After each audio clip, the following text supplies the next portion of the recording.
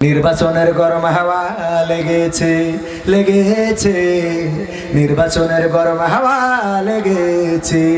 শার্টকোট সব রেখে ঘরে পাঞ্জাবি আর টুপি পরে, শার্টকোট সব রেখে ঘরে পাঞ্জাবি আর টুপি পরে, ভোটের তরে রাস্তায় কেউ নেমেছে নেমেছে। নির্বাচনের গরম হাওয়া লেগেছে। কাউকে এখন ধরবে হাতে, কাউকে ধরবে পায়, বুড়ো চাচার বলবে ডেকে তুমি আমার ভাই। পকেট থেকে বের করিয়া দিবে টাকার নোট, বলবে আমি জনদরদি, দিও আমায় ভোট। কাউকে এখন ধরবে হাতে, কাউকে ধরবে পায়, বুড়ো চাচার বলবে ডেকে তুমি আমার ভাই। পকেট থেকে বের করিয়া দিবে টাকার নোট, বলবে আমি জনদরদি, দিও আমায় ভোট। এসব শুনে কলিম চাচা, এসব শুনে কলিম চাচা অনেকখানি রেগেছে রেগেছে। নির্বাচনের গরম হাওয়া লেগেছে। রেগেছে কেন? কারণ হলো কলিম চাচার বলিল, ওগো চাচা ভোট দিলি বিধবা ভাতার কাট করে দিবানে। কিন্তু যখন পাশ করেছে, যে বলল আমার স্ত্রীর একটা বিধবা ভাতার কার্ড দাও, বলছে তুমি তো এখনো মরে সারতে পারোনি, তুমি না মরার আগে কেমনে বিধবা ভাতার কার্ড দেব? বলল তুমি তো কথা দিয়েছিলে বিধবা ভাতার কার্ড করিয়ে দিবা। বলল সে তুমি মরলি তারপরে তোমার বর করিয়ে দেব। এই জন্যে কলিম চাচা রেগে গেছে। এখনো কার্ডের প্রলোভন আছে না নাই? আছে না নাই? নির্বাচনের গরম হাওয়া লেগেছে। পড়বে নামাজ উজু ছাড়া কেমন ইমানদার, জানে না কোনটা কিসের নামাজ কোনটা জানাজা। ঈদের চাঁদ কুয়াশার কারণে দেখা গেল না। আমি আমার কলিজার টুকরা সন্তান রে বললাম চলো টেলিভিশন অন করলে শোনা যাবে না। ওয়াল্লাহ টেলিভিশন অন করেছি, দেখি বলতেছে আগামীকাল সকাল 9টার সময় ঈদুল আজহার জানাজার নামাজ হবে। আমার ছেলে বলছে আব্বা চাঁদ কি উঠলো? আমি বললাম উঠে পর মরি গে, কারণ ঈদুল আজহার জানাজার নামাজ হবে। অনেকে ঈদুল আজহা কোনটা আর জানাজা কোনটা বোঝে। পড়বে নামাজ উজু ছাড়া কেমন ইমানদার, আবার এই নেতারা নামাজ পড়ে কেমন করে। যদি আপনার এই বারুইহাটিতে আসে, আসরের আজান এখনো দেয় নাই, জিজ্ঞাসা করে আসরের কি আজান হয়েছে? কয় না। কয় ওক্ত কি শুরু হয়েছে? কয় হয়েছে। তাইলে শিগগিরই আজান দাও, নামাজটা পড়ে যায়। নেতা নামাজ পড়ে। এরপরে বারুইহাটির পাশের গ্রামের নাম কি? বুড়িহাটি। বুড়িহাটিতে যাই কয় এখন বলো কাটি করলি বলো খেটে যাবে। বুড়িহাটিতে যাই বলে আসরের কি আজান হয়েছে? কয় জামাত হয়ে গেছে। বলছে তাহলে এসো নামাজ পড়ি।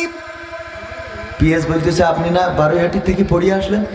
কয় নামাজ যত পড়বা তত সোয়াব। কয় আপনি সেই সকালবেলা উজু করেছেন, আর তো উজু করেননি। তো কয় তোগের মতো কি আমার উজু হালকা পাতলা নাকি যে পেটে দিলি ভেঙে যাবে? এক উজু এখনো চলছে। এরকম নেতা আছে না নাই? এইবার ওখানে যেই আবার নামাজ, মানে বারুইহাটিতে যাই বুড়িহাটিতে যাই আবার আসরের নামাজ পাশ করার পরে নেতা এসেছে বারুইহাটিতে আজান দিয়েছে হাইয়া আলাস সালাহ, এসো নামাজের দিকে। বলতেছে ও নেতা চলেন নামাজটা পড়ে নি। বলছে আমি বুড়িহাটিতে যাই নামাজ পড়ব। বুড়িহাটি যাই নামাজ পড়ব। চলে গেল ওখানে নামাজ জামাতে দাঁড়াই গিয়েছে। নেতারে ডাক দিয়েছে আসেন নেতা নামাজটা পড়ে নি। কয় আমি বারুইহাটিতে পড়ে আসলাম। কি এখানে বলে ওখানে যাই পড়ব, আর ওখানে যাই বলে ওখানটা পড়ে আলাম। কথা কয় না। এরম নেতা আছে না নাই? পড়বে নামাজ উজু ছাড়া কেমন ইমানদার, জানে না কোনটা কিসের নামাজ কোনটা জানাজার। দিবে সালাম পথে ঘাটে দেখলে কোন লোক, মুসলিম কিংবা হিন্দু বৌদ্ধ খ্রিস্টান হয় হোক। বসন্তের বসন্তেরই কোকিল ওরা, বসন্তেরই কোকিল ওরা, নতুন করে টুপি জুব্বা পরেছে পরেছে, নির্বাচনের গরম হাওয়া লেগেছে। করবে নেতা জনসভা, বলবে কত কথা, পাশ করিয়া মুছে দেবে গরিব দুঃখের ব্যথা, ভাঙা রাস্তা করে দেবে পিচের ঢালাই, ঘরে ঘরে বিদ্যুৎ দেবে, লোডশেডিং নাই। এমন বলে না বলে না, করতে ওদের প্রতিহত, করতে ওদের প্রতিহত, জনগণ জেগেছে জেগেছে। কোথায় জেগেছে? চাকসুতে জেগেছে, রাকসুতে জেগেছে, ডাকসুতে জেগেছে, জকসুতে জেগেছে, তারপরে আর কনে, হ্যাঁ, চাকসুতে জেগেছে। এই জাতীয় জায়গাগুলোতে জেগে গেছে রে, করতে ওদের প্রতিহত, জনগণ জেগেছে জেগেছে, নির্বাচনের গরম হাওয়া লেগেছে। ওগো সন্ত্রাসীরা, কাকে মারো কাকে হত্যা করো, একবারও কি চিন্তা করো না তারও বাড়িতে কলিজার টুকরা সন্তান রয়েছে? একবারও কি চিন্তা করো না তার বাড়িতে হয়তো বৃদ্ধ মা বাবা রয়েছে? একবারও কি চিন্তা করো না এই মানুষটা কত মানুষের অভিভাবক, এই মানুষটা হয়তো কত মানুষের খোরাক জোগাড় করে দেয়, কত মানুষের রিজিকের কারণ এই মানুষটা। ওই মানুষটাকে যখন গুলি করে হত্যা করো, আল্লামা সাঈদী বলেছে একবার একটু নীরবে নিভৃতে চুপিসারে তার বাড়িতে চলে যাও। তার বাড়িতে যে তার ঘরের বারান্দায় অথবা তার ঘরের কোণায় অথবা ওই মানুষদের ভিড়ে নিজেকে আবিষ্কার করো। ওগো আমার ভাইয়েরা, একবার একটু যান, আমার সন্ত্রাসী খুনি ভাইদেরকে বলছি, ওগো আমার ভাইয়েরা, পায়ে হাত দিয়ে বলি একবার একটু সেই বাড়িতে চলে যান। ওসমান হাদির স্ত্রীর বোবা বেদনাটা একটু দেখেন, কতটা কষ্টের। ওসমান হাদির সন্তান বাবা বাবা বলে ডাকতে শেখে নাই এখনো। এই সন্তানের চেহারার দিকে তাকিয়ে দেখেন, যখন তার লাশটার মুখের কাছে ধরা হলো, আহারে বাবা চলে যায়, যে বাবাকে আর কোনোদিন ডাকা হবে না। ওই মায়ের দিকে একবার একটু তাকিয়ে দেখেন, যেই মায়ের প্রেসক্রিপশন নিয়ে যে ওষুধ কিনে এনে দিত যেই সন্তান, ওই সন্তানকে গুলি করে বিদায় করে দিলেন। ওগো আমার সন্ত্রাসী ভাইয়েরা, আপনি কি চিরদিন বেঁচে থাকবেন না? থাকা হবে না, এই জমিনটা ছেড়ে চলে যেতে হবে, অন্ধকার কবরে পাড়ি জমাতে হবে।